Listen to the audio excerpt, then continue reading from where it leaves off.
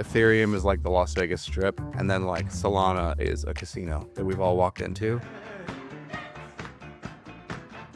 Your debt was wiped by an NFT project on the Ethereum mainnet. And that was in the midst of like the hype and everybody hating on apes, and we hadn't switched to proof of stake yet.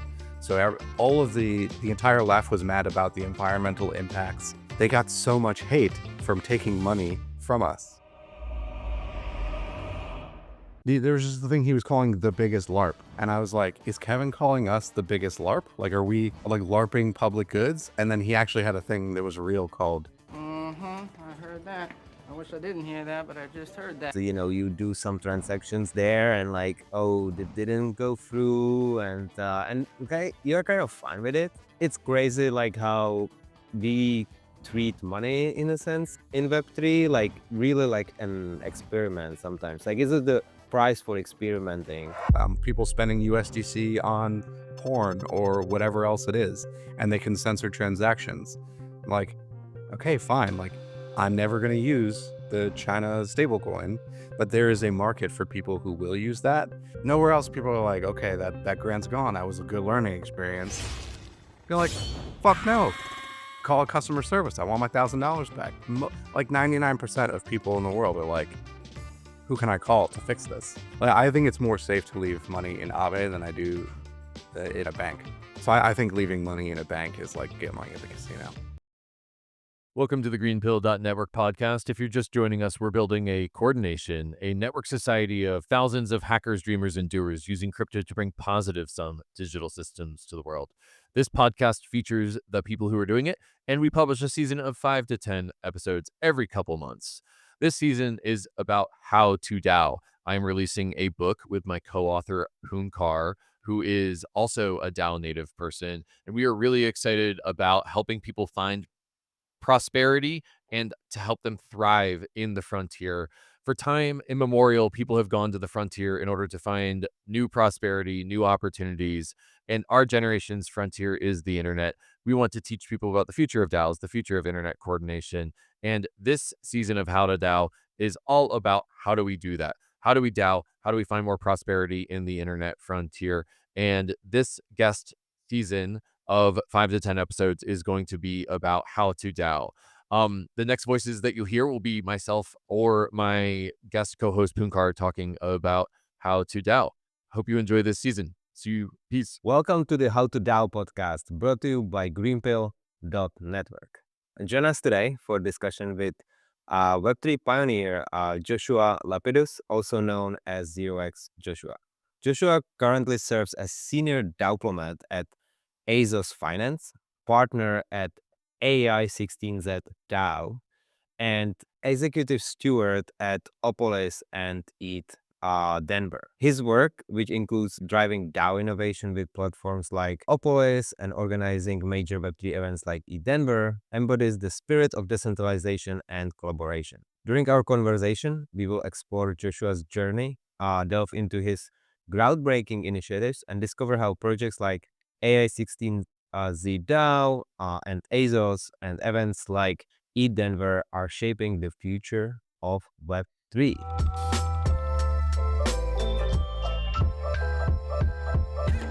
Welcome, Joshua, on the podcast. Thanks for having me. Yeah, well, we love DAOs, so we also, did a book about DAOs with Kevin Owake. We're very familiar with him. I see the green pill behind you, so That's a poster from ETH Denver 2022. nice. Well, that's some time ago. So, like, maybe let's start with, I know we want to get into AI, but maybe let's start with, like, the impact initiatives first. Like, Greenpill, it's one of them. But I know the Asos Finance, it's also, I consider impact initiative because you are developing a stablecoin which is fully backed by collateral, or how I would call it. So, how did work, and, how that can help, maybe, or create Sure, impact? you got that exactly. And in the story of Asos, there is the first impact or public goods initiative that I worked on. And it was with two of my other co-founders. And I don't know if you're familiar with Rainbow Rolls, but we did this NFT project back in September 2021 because there was so much shit in the NFT space. And we saw like every day there was a new NFT that was released that was just like an image that had a bunch of different color skins on it. People were making millions of dollars for nothing. And we're like, this is all shit. We should wipe away the shit. Oh, toilet paper. So we made these toilet paper NFTs and we said, we're going to do the same thing, except for we very publicly stated that we were going to donate 80% of all the proceeds to public goods. And that made us a Gitcoin Funders League for 2 or 3 cycles. We did, I think, 20 to 40 ETH into Giveth.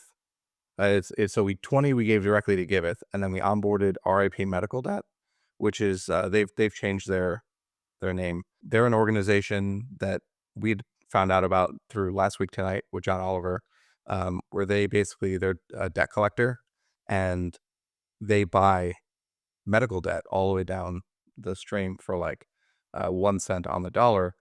They buy it and then they waive it, and then they send the debtor a letter saying, we've wiped your medical debt. We purchased it and we are not going to claim it. So you're free. You're done with your debt. And then the 5,000 families that we were able to impact and do that for, based off the $7.35 million worth of medical debt that our donation was able to wipe away, it said, your debt was wiped by an NFT project on the Ethereum mainnet. And that was in the midst of like the hype and everybody hating on apes, and we hadn't switched to proof of stake yet. So all of the entire left was mad about the environmental impacts of proof of waste, the POW, proof of work. And they got so much hate from taking money from us because they were saving a life by lighting the rainforest on fire. And we got written up in like Vice and a bunch of things because it was just an interesting dynamic. But that was my first experience into public goods. And actually, we launched the same day that Kevin Iwaki was announcing the biggest LARP, which like there was a project back then or a comic book. Can you elaborate on that one? There was just the thing he was calling the biggest LARP, and I was like, "Is Kevin calling us the biggest LARP? Like, are we like LARPing public goods?" And then he actually had a thing that was real called the biggest LARP, and I was like, "Oh, they're talking about us." But that was whenever I get Kevin to sign a book, he always like mentions, he's like, "Thank you for Rainbow Rolls in the book." So I'm waiting on my How to DAO copy. But so Nice. yeah, so that was our first experience with public goods. The team really we enjoyed that. It was a success. It wasn't like Bored Apes level success, but we did some good. Fast forward a few years, last year, November 2023, our 4th co-founder had convinced us to participate in the Refi hack, which was the hackathon for COP28 in Dubai. And he's like, you guys should submit. I've got this client not a client.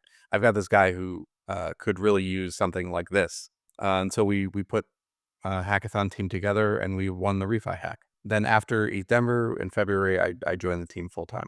Wow. And this is just like to remind to our listeners, this is the Asos finance basically. So that happened on the hackathon. And now it's basically full-fledged project. I believe you just launched testnet recently. We did, yeah. So season 0 of, I don't know when this is going to come out, but season 0 of our testnet, which is like kind of a semi-private beta, is ending on, I think, December 25th. And then season 1 is going to run probably until our public launch at ETH Denver. So to answer the actual first question, which is like, what is Asos? And how are we doing impact? One of the biggest problems, the impact side of our industry, is the branding that they get associated with is just charity, right? I think we have the same problem with the words public goods, because when people hear it, like there's some of us who are like, yeah, that's awesome. I'll put some money into that because I want it to succeed, not because I think I'm going to make money from it. But in crypto, a lot of the liquidity, especially from degens, comes from spoken or unspoken speculative nature that they're going to make money from this. It's like, okay, yeah, I'll put $100 into something with a $10,000 market cap because at some point that could be $1,000. I think every single, I was going to say ape person in the back of their mind has this thought of like, okay, if I buy a little bit of a thing, it could be worth more someday, because we've seen that success story so many times. It's the nature of our industry. When something gets labeled public goods or charitable or environmental, ESG, that switch immediately turns off, and degen's like, I'm not going to make money from this. And so we work backward from this, like this plus Kevin Milwaukee back in 2022. There's a common theme here. I'm a Milwaukeean. This is like he's like my lead philosopher. Back in 2022, Kevin tweeted that like ETH is programmable money, and we have the ability to program our values into this money. So you take these two things, you combine them as Asos, which is similar to Maker. It's a CDP platform where you can deposit your own assets and you can mint a stablecoin against it. With something like Maker, you're minting DAI backed by ETH or WBTC or USDC collateral. With Asos, we're targeting impact tokens. So whether it's carbon credits or green bonds, there's renewable energy certificates, RECs, and then there's PPAs, purchase power agreements, which are like solar energy. And then we can also target the DAO tokens of teams that are doing these sort of initiatives. So if there's like Klima DAO, and they're focused on doing all of these great things to like perpetuate renewable energy in rural places, and so we can take their token. And also like GTC or Give, like things that are under the impact umbrella. All of these things could be potential collateral. Oh, nice. So to recap, basically, you are the similar stablecoin to DAI, which is now called USDC, as MakerDAO rebranded to Sky, but also similar basically to USDC. People might know even better. But what you are having as a collateral on the back end, it's not, in terms of like, it's not like US Treasuries or ETH or Bitcoin, but it's more like of the impact project. So like it's a real life carbon credits. We just tokenize them and put them on chain. But like, So so there's a bunch of different kinds of stable coins there, and you touched on it. So DAI, MakerDAO, this is a decentralized stable coin, but they started backing it with like US Treasuries, and they also backed it with USDC, which is a very centralized stable coin. And there's no judgment. There's merit to all the different use cases for these things, and we can get into the is nuances it of that though? later. Well, so maybe I will Is there touch merit? upon this.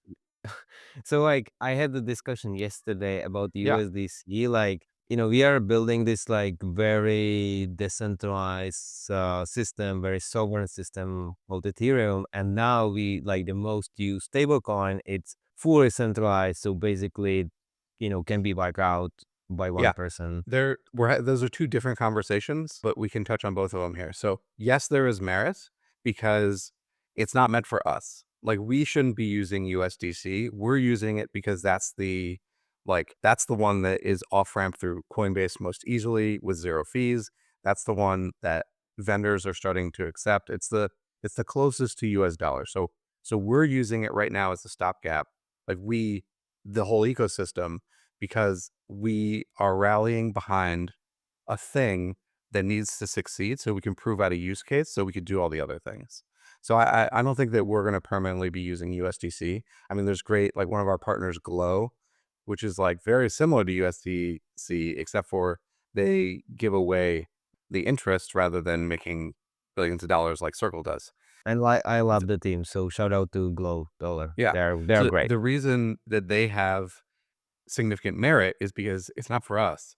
Like grandpa are never going to use decentralized stablecoins. They're not. They barely want to use crypto as it is. And like shout out to teams like Unicorn Wallet that are trying to make things like grandma proof, where you can't like click a button and be completely rugged. I think the merit of centralized stablecoins like this is going to be the grandma can call tech support and be like, I sent $100 to the wrong place, and they're going to be able to roll that back. And I think there will be like the Fed chains and the bank chains, as long as all of it settles to Ethereum, like often these little corners of the internet where grandma's going to be able to use crypto. Like, great, that's good for grandma. Same thing with like China, where we don't approve of people spending USDC on porn or whatever else it is, and they can censor transactions. Like, okay, fine. Like, I'm never going to use the China stablecoin, but there is a market for people who will use that. And if all of that value settles to Ethereum, I think we've won. I'm never going to use that, but good for them. And then we get into the circle shouldn't be able to determine the future of Ethereum. And that's why a broad spectrum of stablecoins is important. And right now we've got like 3 or 4 that have ubiquity throughout DeFi. And this is like king made by, it's not their fault, but like this is where the deep liquidity is in like Curve and Aave and Uniswap's more decentralized because anyone can create a pool.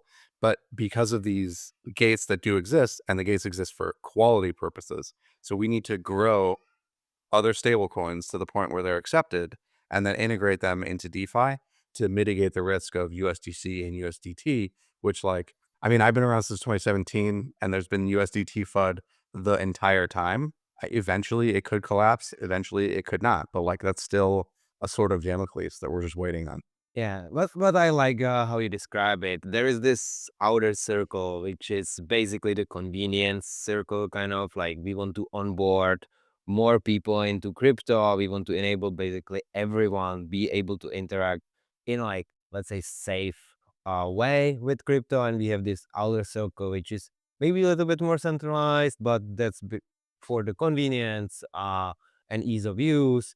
But then we have the inner circles, which there can be more of versions of it, but eventually we get into the like basically completely decentralized part, like on Ethereum and stablecoins really running on them. Yeah, I like that. And with and a little plug here, like with our book, the How to DAO, like we want to onboard the masses. We don't like the techie guys and the crypto anarchists are already here, but now we need like the normal people joining us, and for them, the like we normal, need to make it easier.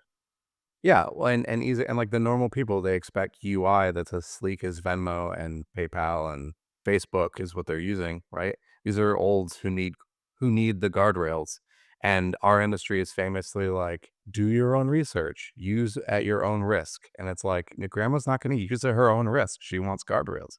She wants $250,000 FDIC insured, and she wants to not be able to screw up very easily. And for us, it's like, oh, I signed a bad transaction. I lost $1,000. Like, oh, well, that doesn't fly anywhere else. Nowhere else, people are like, okay, that grant's gone. That was a good learning experience. You're like, fuck no, call customer service. I want my $1,000 back. Like 99% of people in the world are like, who can I call to fix this? And we're just like, let me try to send it again. It's a very different, we're a different breed of people. Yeah, and it's funny, like sometimes like yeah, literally, like you are like finding money in wallet you didn't know you had, and you do some transactions there, and like, oh, that didn't go through, and okay, you're kind of fine with it. It's crazy, like how we treat money in a sense on in Web3, like really like an experiment sometimes. Like, is it the price for experimenting? And like, there is the upside. I feel like people are still here because we can get the 1,000 back through different means, Yeah. building some cool stuff. Just for using, just for using an Yeah, application, they can reward you. This it doesn't exist in exactly. any other industry, except for maybe like restaurants that'll be like, here's a 20% coupon on your next pizza.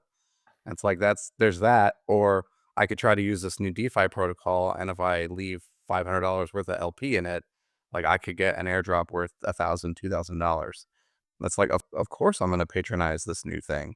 Yeah, it's a fantastic world we live in, not at all the real world. Yeah, but like we are creating something new. Like, what's your take overall, maybe on the airdrops, basically these rewards for using a protocol?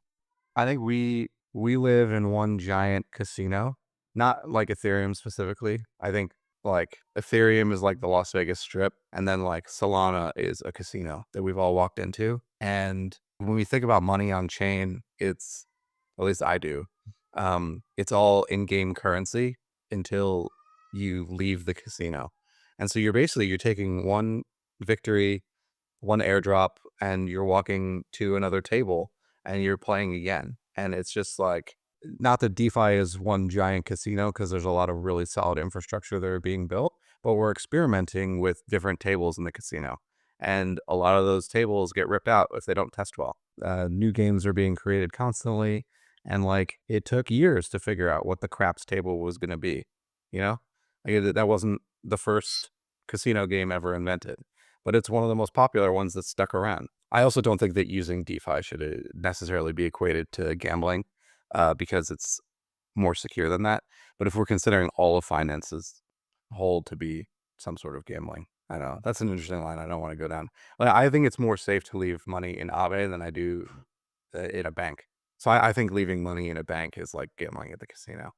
Inside of Yeah, this broader I analogy. think then it's a broad analogy. Like the whole financial system, it's kind of a game. It's you are like speculating on different moves. You can short things if you feel like this company would go under soon, or the other way around. And like the stock market itself. Like now we have 7, 8 companies which are like above $1 trillion or something. And like like it's like multiples of future revenues, like big multiples of future revenues. They won't ever get the money back basically through like profit Yeah, or I never revenue. understood. My family, who I've been trying to tell to buy Bitcoin and ETH since 2017, um, but like, I don't invest in things I don't understand. And it's like, you invest in the stock market, you definitely don't understand the stock market. Like, you're betting on the sentiments of other people. It's like, no, it's like there's price to earnings and there's real. It's like, no, it's not. It's fake. It's all based off of, do you think Warren Buffett's gonna buy a bunch of these? Because that's what's gonna make the price go up. Is he gonna sell it and then the price is gonna go down? Like, if there's a dividend, like, yeah, you're playing a game with, am I gonna make enough money back in this dividend while this company's still around? But for non-dividend paying stocks, it's on the sentiment of the market. And the sentiment market is entirely fabricated. Will there be war with Iran tomorrow? Is China gonna have a trade war? Like, is Russia decided it wants to be the USSR today? Yeah, so there is a bright future for the Solana casinos, and they might get some, other use cases there as well. Eventually, we went through the period of meme coins as well, and there are still meme coins on Ethereum, to be fair. So there are some parallels, but I agree there's probably a lot of builders and a lot of use cases that are happening here. So thank you for the description and the distinguishment between those two ecosystems. Would you be able to like maybe describe like what's the difference between like Ethereum and Solana in Culturally some or technologically? I big one? with to be mostly fair, because I'm not technically competent in Solana.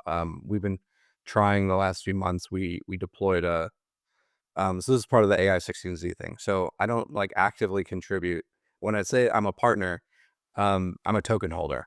And so anybody who holds 100,000 AI 16Z is a partner and is able to help kind of push the direction of the company. The entire DAO is built around the ELIZA framework, which is right now like the top GitHub repo.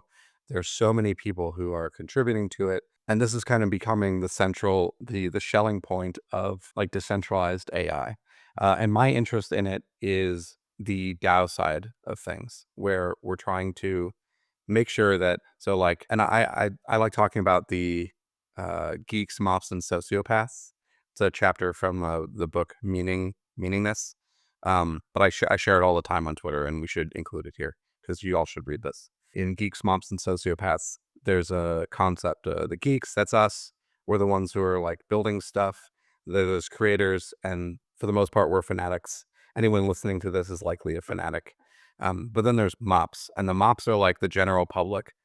These are the people that like get swept back and forth. They're the people who listen to the Vankless podcast, but never do stuff on chain. Like, maybe they like hear about ETH on Bankless and then they go buy it on Robinhood. Like, that's a mop. Like, they're not coming on chain. They're not using the tools, right? And then there are some people who are mops who are like, oh, pumped out fun, and then they go to the website and then they can buy the credit card and through Phantom, and then they're just buying shit coins at the casino. Like, these are mops, right?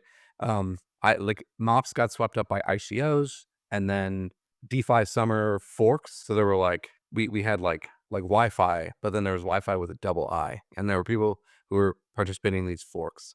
And then the Mops got swept to like NFTs, and then for the most part, the last year or two, they left. A lot of the Mops went to AI, and so they're like all these companies that are raising billions of dollars worth of value at these valuations that are crazy, that are just like ChatGPT forks. They're just building on open source software. And all the Mops like went there. Now the Mops are coming back because agentic AI coupled with tokens have like brought all of these Mops together.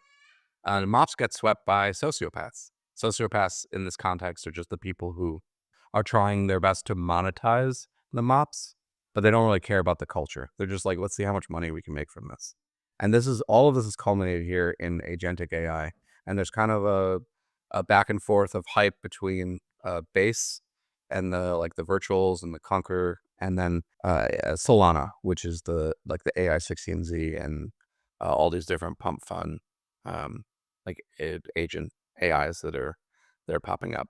And right in the middle of it, the only salvation that we have as humanity against the robots is DAO tooling. DAO tooling is literally what's keeping us from like Skynet and overlords that are going to just destroy humanity. And that is, we built this project. Most of the credit goes to Kyle Stargard and Robin Lehman. Gods.fun, which is this idea that we were going to build these gods that not like the real like currently worshipped gods, because could you imagine if this god decided, like if somebody asked it, can you show me a picture of Muhammad, and it obliged, I would have to move and conceal my address. So like we're using more like the Greek and Roman gods. My pseudonym in the community is Odin, which eventually will be one of the gods. But the idea is that these gods will have autonomy, they have private keys, and they have things that they want to do. It's not just trading. A lot of the AI bots of right now are like, they're trading and they're replicating influencers, which if you think about like what influencers are, is they have these groups, these call groups, where they're able to be like, oh, I want like this ticker is going to be a great ticker. And because they've got thousands of followers, they all buy it. And then that influencer goes to go, I made a great call, guys. Look, it went up. It's like, yeah, because you told people to buy it and it went up. And that's how the entirety of the market basically exists right now for the non like primary things. This is like the meme coins. So we're building in this space for these gods to have ideas like, I want to infinitely fund public goods, or the goddess of renewable energy. And the example that we use is like, we can give one of these agentic AIs the power and the thought to, my job is to buy as many solar farms that make money as possible. And so how does an AI who has private keys buy land in the real world that could have solar panels on it? And the answer is, it needs humans to assist and do this work. And the way to get money out is through passing DAO proposals. And so you need humans that are verifying that work is being done to be able to process money out. And so instead of AI serving humans, this is humans serving AI as a stopgap to make sure that the money's actually being spent correctly.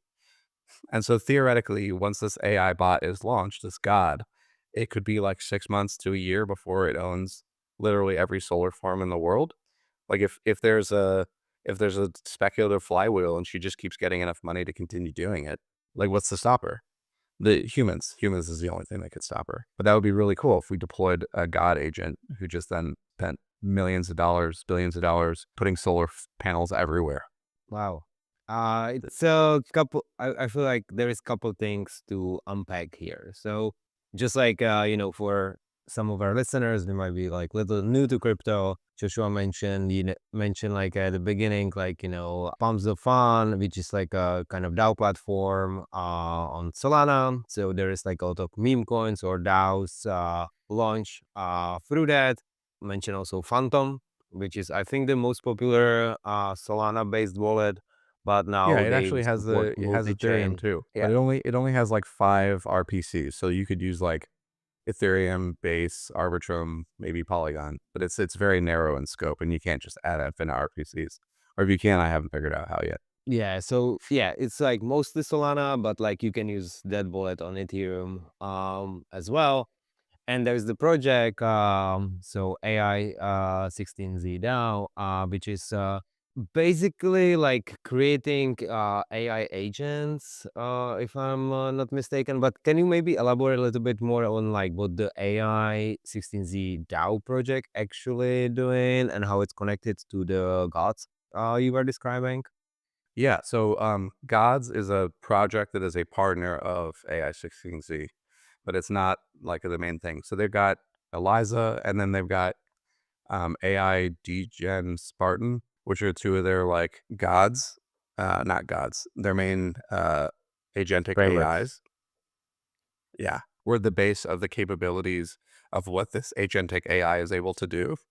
And so you've got thousands of developers that are trying to add usability. So our devs from the Gods.Fun team, we're shipping, this is with Penguin, who works with me at Asos and was also on the Rainbow Rolls team, or we're shipping EVM compatibilities for Eliza. The agentic AI could work on EVM. Right now, I think it's just doing Solana.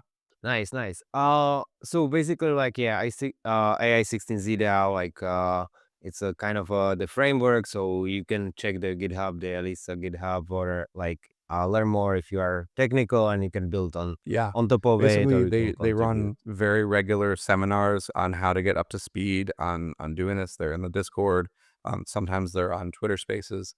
Shaw and Jin do a great job of onboarding developers, and it's a fantastic project where it's literally one of these DAOs where you just show up and start contributing. I got the partner role just from buying 100,000 of them. My contribution to a lot of DAOs is show up and help with financial support because I can't be in a million places at once. There's too many cool things out there that I want to support. And it's nice that there are, there are opportunities for everyone to basically join some DAO, and you can earn through, contributing to it and helping to that. So, and the ecosystem is growing. Maybe like touching upon on that, like, what do you think like are the type of people who should be interested in this like AI 16Z, or like the type of people who can contribute and maybe even like earn through that contribution? The type of people that can show up and contribute are of any stripe, really. I'm not a developer. I haven't been a developer in about a decade. I went through a coding boot camp and did an internship back in like 2015, 16, and discovered I didn't like coding. But that kind of literacy and being able to understand like how it works, super helpful to like being able to read smart contracts and understand what's going on here a little bit. But you don't need to be super technical to be able to roll up your sleeves and start helping, especially based off of the narrative that my thesis, which is that DAO tooling is the only thing standing in the way of AI just taking over everything. So if you're like an operator or like you're really into governance and prompt engineering is another one. Not engineering, but it is a form of like getting good at like tailoring and figuring out like what's going to spit out the best images or videos, editing. There's also every single one of these projects needs like a landing page. And so if you're like a web developer, or you can spin up Squarespace stuff, like that, literally anything that you can think of. This is like the DAO that could take over all DAOs eventually. I mean, this is it similar. It's like AI16Z DAO is to the DAO world the same way like A16Z is to the like Web3 world. Like it could have its fingers in everything if it wanted. Oh, that's impressive. Anyone can join basically whatever skill you have. If you have design skill, technical skills, or just operations, you can join there. Joshua, I mentioned like the DAO tooling. It's the only thing what is like protecting us from a Skynet type of thing. And you also mentioned that now basically humans will serve AI. So like those Yeah. two things are like kind of very interesting like comments on it. Like, how do you think about DAO tooling? Like, How do you think like maybe even DAO tooling needs to evolve from what we have right now if we consider AI being kind of taking over some of the things? So we've got, like right now, money is in a, like if we were talking about an EOA, you've got money that's in a hot wallet and you give the private keys to the AI. And there are a few games right now, I don't know, games on Twitter where someone's like, I put an ETH in this AI's wallet. The first person to convince it to send the ETH to you, like, wins the ETH. And I've programmed the AI very specifically to not want to give away the ETH. And so when you think about like that, the framework of this game, but on a much larger scale, we're gonna be giving a lot of money to basically AIs with private keys. Now you can't build a DAO around an EOA, Yeah. right? Because one person has the key. So you've got DAOs, you've got Moloch DAOs and Aragon DAOs, and you've got a Gnosis safe with HATS protocol, and you've got all these different frameworks that we could start to build out around trying to make something more of a DAO. The rules of any DAO are, how do we spend the money, right? And so we need to start building backward from how do we get, because people are building ways for AI to interact in the real world. And right now they can't open bank accounts because they could have personhood if they meet certain qualifications. And we incorporate an LLC around them, and the US government has determined that LLCs can be people. And so like now you've got AIs that have like legal personhood, and then could they open bank accounts theoretically? Or they just operate on chain where you don't need a bank account. You literally have all this money at your fingertips.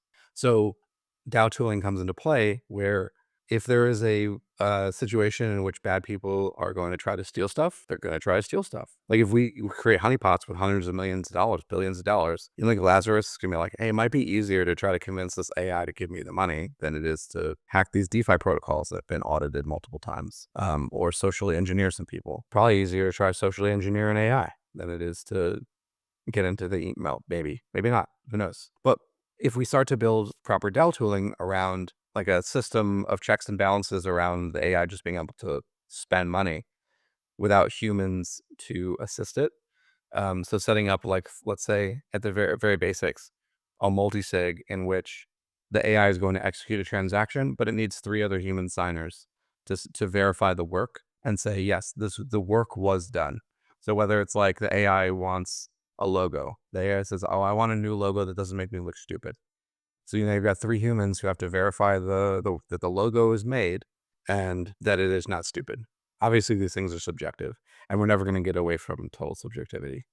But a lot of the AI can't even view images.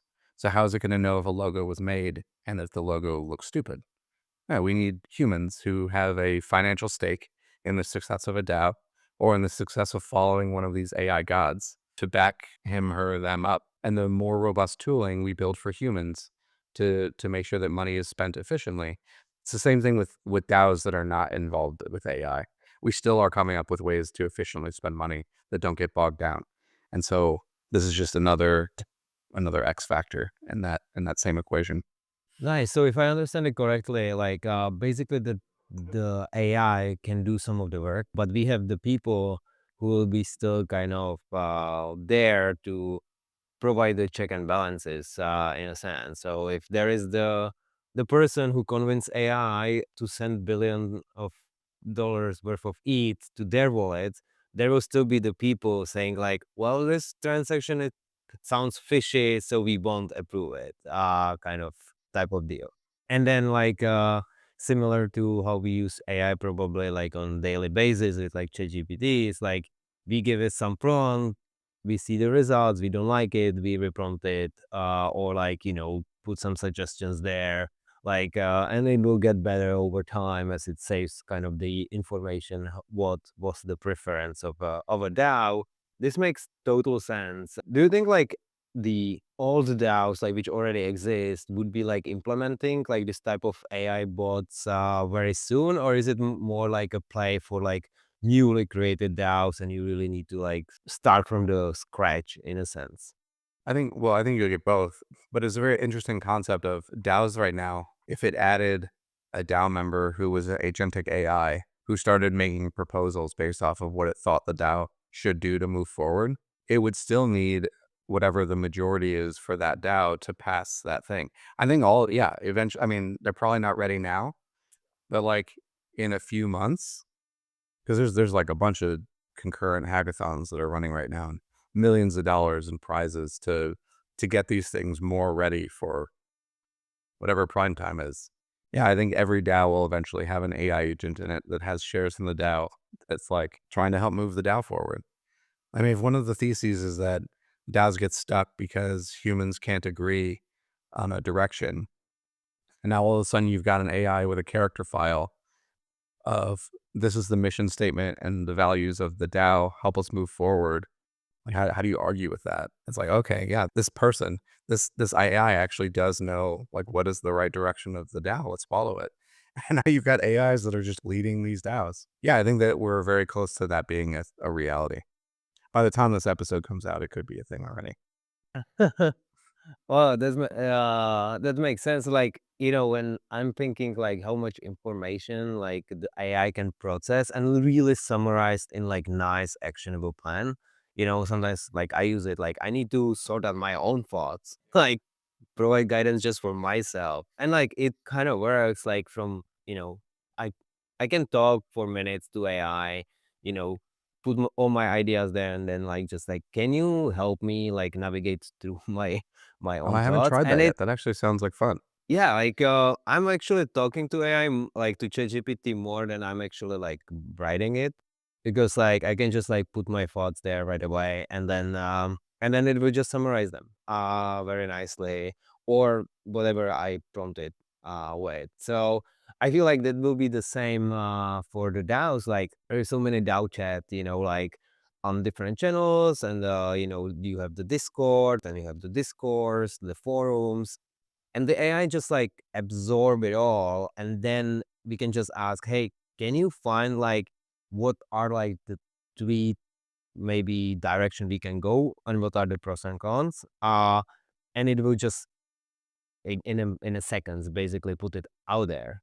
What I would be little concerned about, like, would it kind of be too generic? Because like as AI works, the LLMs, like it kind of gets just like the most probable kind of word after each other. Like, would we get into the point where like no new ideas would be coming up because it will be still like we will use the same kind of principles, therefore it will be all getting into the same common place at the end. Have you thought about it this way, or not really? I don't think I've thought about this way because I've still been resistant to the idea of handing over my thought process to ChatGPT. Like I use AI significantly less than most do, and that's probably a disservice. I probably should be using it a lot more. Where like I have a colleague who I will ask questions of, and then they will take that question and then just type it right into ChatGPT, and it's like, okay, I could have done that. That wasn't really what I was asking, you know? Um, I think for people who substitute thinking with deferring to AI, I think that'll definitely become a problem, where their thought process will narrow and narrow and narrow until they're deeply dependent on AI to form original thoughts. I do think that that's a problem. I mean, if Yeah. we're talking like a general populace that already doesn't think that much, like 60% of the world probably just doesn't give a fuck about any of these ideas, and they just want to like go to work, go home, like be with family, go to sleep, go to work, go home. You know what I mean? Like a very like routine, like leave me alone kind of life. Like they're already not engaging with. I think it'll be these are the people who are the leave me alone people of Web 1 world. I would even up the number 60% to like 80 at least. You think And like it's 80% of the fair. world is just NPCs? In a way, like I think like they just don't want to think about these things. Like they are very comfortable with what like the life it's about, and they think about different stuff. So it's not that they are not thinking. It's like we are thinking about like the future of like the world, the financial system, coordination, organization. Like those are big things. Most of the people don't even like care or like think they can like influence it, so they just disregard I that. think Uh in the US, something like 24, 25% of people even vote. So it's like if you're not I mean, there are people who care about things who don't vote, sure, but the overlap is probably pretty high of not caring and not voting. Yeah, I would agree with that. And then we are coming kind of up on the time. So, you know, my last question would be when we wrap up, like, what do you see as the like overall future of DAOs in 2025? What you are really excited about? And the last, if you can include into that, like what people should be like really paying attention to, and maybe if they are new to DAOs to join and just like, see it, that would be awesome. Okay, so I don't know about 2025, but the example I like to use is that eventually all of our HOAs will be DAOs. I like to think of every form of government you can imagine is right now a deeply misfunctional DAO that just needs to be brought on chain and tweaked a little bit. And then we've got a series of DAOs within DAOs within DAOs. So like the world is one big DAO and your country is a DAO inside of that DAO. And then you got state and then city, county, and then local and HOA. And every step of the way, it feeds up to the other. It's like nested membership, but down to where you put your money in at the very bottom and where you have significant local control, where you're in a neighborhood and you have, I mean, you're voting each one of the ways in each of these nested areas, but your percentage of impact is higher the smaller you go because you're one of 100 in your neighborhood versus one of a million in your congressional district. And I think that when we're able to take smaller chunks of each of these governments and add smart contracts, which it's not going to happen in 2025. It will. I think we'll see more experiments in 2025. There are some local governments like Boulder is experimenting. The state of Colorado experiments significantly. In Miami and Jackson, Mississippi, like I think Jesse Pollock, they did one in Oakland. Like there are smaller communities that are definitely starting to experience and experiment with on-chain things. And it'll take one HOA company to be like, we're going on chain, like you're gonna vote with a key and one house, one vote. And like I think that's the thing that I would really like to see happen. Cause then eventually we get to a point where your house is tokenized. And there's a company I was working with that was trying to do basically a Carfax for your house. It's like every single piece and function of your house. The house is one NFT, and then like your washer and dryer is part of it. And so without having to like go inside and inspect everything, just an information sheet of like, oh yeah, the dryer was replaced in 2024 or whatever. All this metadata on chain contributes to a more like an on-chain life in which money gets spent way more efficiently. There's so much waste in like in bureaucratic spending, and a lot of that can be chipped down by turning everything into DAOs. So that's the future that I would like to see happen. I don't know how much of it happens in 2025, but that's the future I hope So for. really the connection of the on-chain and the real world and the local governments that might be like, also kind of the advice for the listeners. Like you can get involved with your local governments and like try to like plant the seed to go on-chain with some of the decisions. And there are some. I was gonna say, who needs AI when you've got Punkar to synthesize your thoughts for you? Thank you. How you know that I'm actually real? Maybe I'm the That's the AI. thought that's gonna fester. Yeah, and like there are some experiments here in San Francisco as well. We have some local DAOs, like nonprofits, working with governments and actually voting on things and distributing money on chain through grants programs, which are government so directed. So I see this already happening. So I'm very bullish on the future you just described. So the last thing, like, what social accounts people should follow to see you and get your latest thoughts? Do you have any blog or just follow you on X? Yeah, X. There's periods of activity versus inactivity. But as we get closer to the Asos launch, I'll be much more active. I'm 0x Joshua SL because the 0x Joshua was taken. Yeah, that's probably Sounds the best way. But the absolute best way, and this I recommend for anybody who's new, come to Eat Denver. It's a free event. You can apply right now, app.ethember.com. It's the by far best place for a newcomer to onboard. Most people won't tell you this straight up, but like if I have not met you in person, I do not believe that you are a real person. And so I very likely will dismiss your DMs. My DMs are open and I try to engage with everybody. But like if you're not introduced from somebody that I've met in person, and if I haven't met you in person, you could be AI or probably a scammer. And the best way to break into those inner circles is to show up to an event like Ethember and just start meeting people, listen to talks, go to some of the side events, join some DAOs. But really, meeting people in person is the only like real civil resistance that we have in this an increasingly online on-chain world. And I second that, and I'm coming to Denver every year, and I always enjoy it. It's a great vibe there, and it's probably the only conference you don't need to pay for the ticket, and it's also the largest conference, like Ethereum conference in the United States.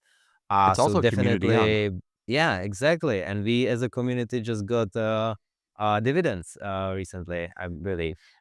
Yeah, we did a 2023. We did a mini 52,800, which is our mile high meme. We distributed 52,800 to about 3,000 wallets of people who are members of the DAO, and that means people who like came to Denver as an attendee, were a speaker, sponsor, participated in the Biddle-a-thon, usually stake one spork and attend at least one Denver in the last few years, and you can become a member and earn part of our. Yes, and that can be the first DAO you join actually. Just and I will put the links into show notes, like how to apply for eDenver, and then you will get the one Buffett coin you can stake, and you will be part of the DAO.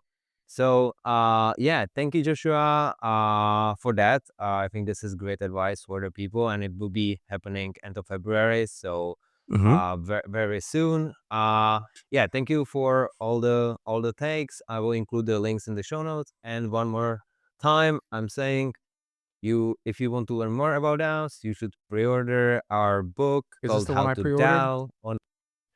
I Yeah. hope so that you pre-order it. Yeah, I pre-ordered this one and I got a special NFT. So see, you can get NFT as well. So go to howtodao.xyz. There are some special editions with Common and Tally, and you will get the membership NFT as well. So thanks everyone for listening.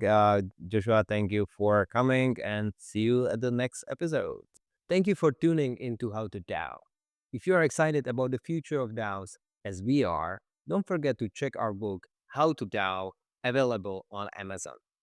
And for those looking for something special, visit howtodao.xyz to grab a limited partner edition version with an NFT that unlocks some very exclusive perks. And if you want to dive even deeper, we just launched our 6-week course on DAOs packed with actionable insight and expert guidance. So get the book, follow us on social media, join our community, and we will guide you through the fascinating world of decentralized autonomous organizations. Until next time, keep building, keep DAOing.